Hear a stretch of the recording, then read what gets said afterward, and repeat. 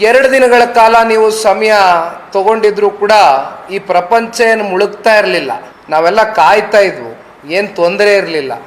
ಆದರೆ ಯಾತಕ್ಕೋಸ್ಕರ ತರಾತುರಿಯಲ್ಲಿ ಬಹುಶಃ ನನಗೆ ಬೆಳಗ್ಗೆ ಬಂದಂಥ ಮಾಹಿತಿ, ಕೆಂಪೇಗೌಡ ಇಂಟರ್ನ್ಯಾಷನಲ್ ಏರ್ಪೋರ್ಟಿಂದ ವಿಮಾನದಿಂದ ಅಲ್ಲಿಂದ ಬಂದು ತೆರಳಿ ಪ್ಲೇಯರ್ಸ್ ಏನು ಬರಬೇಕಾಗಿತ್ತು, ಕೊನೆಯ ಕ್ಷಣದಲ್ಲಿ HAL ಏರ್ಪೋರ್ಟಿಂದ ಬಂದು ಪ್ರೈವೇಟ್ ಫ್ಲೈಟ್ನಲ್ಲಿ ಬಂದು ಲ್ಯಾಂಡ್ ಆಗಿರ್ತಕ್ಕಂಥದ್ದು.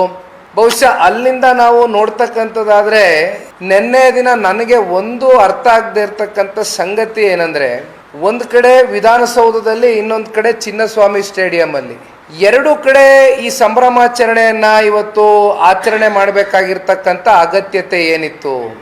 ಸ್ಟೇಡಿಯಂನಲ್ಲಿ ಕನಿಷ್ಠ ಪಕ್ಷ ನಮಗೂ ನಿಮಗೂ ತಿಳಿದಂಗೆ KCA ಸ್ಟೇಡಿಯಂನಲ್ಲಿ 35ರಿಂದ 40 ಸಾವಿರ ಜನಸಂಖ್ಯೆ ಇಡಿಸ್ತಕ್ಕಂಥ ಸ್ಟೇಡಿಯಂ.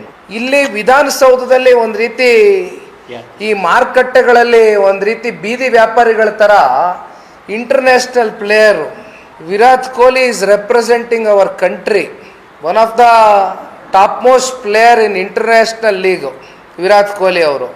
ಯಾವ ರೀತಿ ನೀವು ಅವ್ರಿಗೆ ಸನ್ಮಾನ ಮಾಡಿದ್ರಿ ವಿಧಾನಸೌಧದ ಕಟ್ಟಡದಲ್ಲಿ?